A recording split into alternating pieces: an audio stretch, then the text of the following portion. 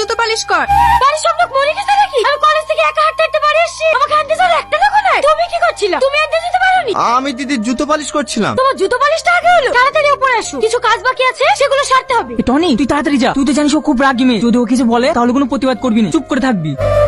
বলো ম্যাম সাহেব কি করতে হবে? আমি তোমাকে ভালোবাসি, আমি তোমাকে বিয়ে করতে চাই। আমি তোমাকে বলিনি এই বাড়িতে কোনো নিচু কাজ করবে না? কি করব বলো? দিদি হুকুম করলে আমি না করতে পারবো? ওরও দেখছি মনুষ্যত্ব বোধ হারিয়ে গেছে, সবার দেখা দেখি ও জুতো পালিশ করাচ্ছে। কাল থেকে আমি আর চুপ করে থাকবো না। কাল আমি সবাইকে জানিয়ে দেবো আমি তোমাকে ভালোবাসি, তাহলে আর তোমাকে দিয়ে কেউ নিচু কাজ করানোর সাহস পাবে না। না না, তোমার কাছে হাত জোড় করে বলছি, দয়া করে তুমি এইসব কথাগুলি বলো না। তোমার কিছু হবে না, কিন্তু বাবুজি আমাকে মারতে মারতে এই বাড়ি থেকে বের করে দেবে। টনি ঠিক কথাই বলেছে, তোদের ভালোবাসার কথা যদি বাড়িতে বলিস না তাহলে সত্যি সত্যি টনিকে বাড়ি থেকে বের করে দেবে। তুই আমাদের মধ্যে নাক গলাবি না। তুই কি করে পারলি সবকিছু জেনে টনিকে দিয়ে জুতো পালিশ করাতে? আর তুই বুঝতে পারছিস না কেন? আমি টনিকে ছোট ভাইয়ের মতো ভালোবাসি। বাড়ি কাকা কাকে সবাই আমাকে খারাপ ভাবতে শুরু করেছিল, তাই আমি টনিকে দিয়ে জুতো পরিষ্কার করতে বাধ্য হয়েছিলাম। দেখো না দিদি, ও আমাকে ভালোবেসে বিয়ে করার জন্য জেদ করছে। এটা কি তোমাদের ফ্যামিলিতে মেনে নিতে পারবে? অবশ্যই পারবে, কারণ ভালোবাসা বড়লোক গরিব দেখে হয় না। আমিও তো একটা গরিব ছেলেকে ভালোবাসি, দিন আনে দিন খাই। আমি দুদিনের মধ্যে ওকে বিয়ে করব, কেউ মানুক বা না মানুক। তাই বলছি তুমিও বিশ্বাস রাখো, তোমাদের ভালোবাসাও পূর্ণতা পাবে। আমি ওকে সেটাই বলি, কিন্তু আমার কথা বোঝার চেষ্টাই করে না। দেখো সালমা, তোমার আব্বা আমাকে এই বাড়িতে ছোট থেকে নিজের ছেলের মতো মানুষ করেছে, আর আমি তার সাথে এরকম বিশ্বাসঘাতকতা করি কিভাবে বলো? এতে বিশ্বাসঘাতকতার কি আছে? আমি তোমাকে ভালোবাসি, তুমি আমাকে বিয়ে করবা। তুমি আমার কথা বুঝতে পারবে না, আমাকে বাতিল করতে যেতে হবে। আমি গেলাম। কি ব্যাপার, তুমি কোথায় যাচ্ছ? তোমাকে নিতে এসেছি, তাড়াতাড়ি গাড়িতে ওঠো। না না, আমি গাড়িতে উঠবো না। লোকে দেখলে কে কি ভাববে বলো তো? কে কি ভাবলো আর কে কি ভাবলো না ওসব আমি দেখতে যাবো না। তুমি যে এত কষ্ট করে ব্যাগ নিয়ে হেঁটে যাচ্ছ, এতে আমার কষ্ট হচ্ছে না? তাড়াতাড়ি গাড়িতে ওঠো। কি হলো, ওঠো।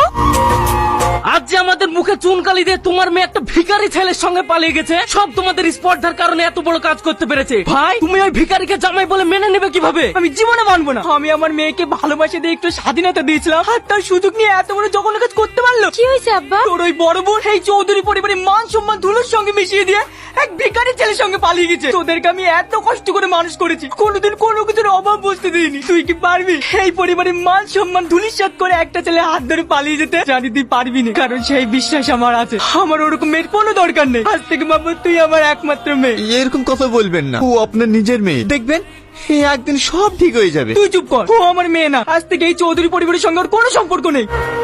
ম্যাম সাহেব, তোমার চা। কি ব্যাপার, চলে যাচ্ছে যে? আমার কাজ আছে। টনি দাঁড়াও। টনি, টনি তুমি বসো, আমি তোমার জন্য খাবার নিয়ে আসছি। আজকে কি রান্না করেছো? পেঁপে সিদ্ধ আর ভাত। জানো তোমার জন্য আমার খুব কষ্ট হয়। তুমি কত বড় লোক ঘরের মেয়ে, কত ভালো ভালো খাবার খেতে, কিন্তু আমাকে বিয়ে করে তুমি ঠিক মতো খেতেও পাও না। চুপ করো, খবরদারের কথা বলবো না। খাবারে কি যায় এসে বলো, আমি তোমাকে পেয়ে খুব খুশি আছি। দিদি। টনি আয় আয় বস। বাড়ির সবাই ভালো আছে তো? হ্যাঁ ভালো আছি, তাড়াতাড়ি কিছু নিয়ে আসেন। টনি তোকে একটা কথা জিজ্ঞাসা করবো। হ্যাঁ দিদি। তুই যে প্রতিদিন